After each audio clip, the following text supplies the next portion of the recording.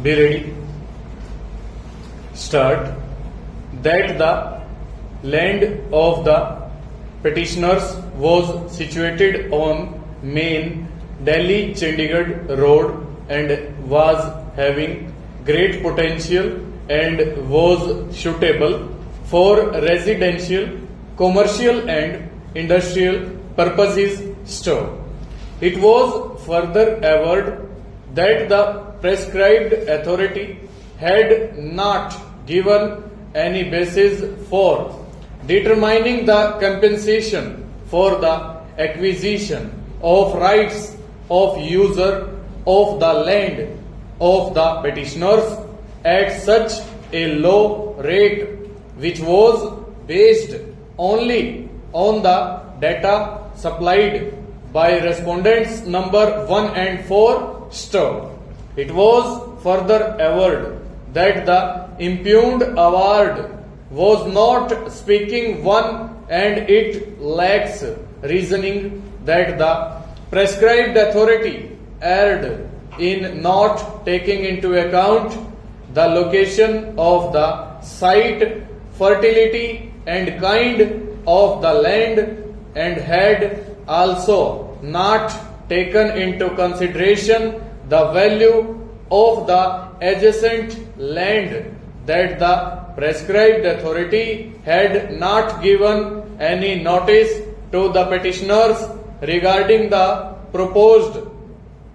acquisition of right of the user of the land, that the petitioners came to know about the impugned award only after receipt of checks in lieu of the amount of compensation which were issued by the respondents, that the petitioners were deprived of their valuable rights to file the objections against the notices as well as award, that the procedure of issuing the notification, taking the possession and inquiry before the award was contrary to the provisions of the Act, that the prescribed authority did not award any compensation in respect of the standing structures store. With these averments, a prayer was made for acceptance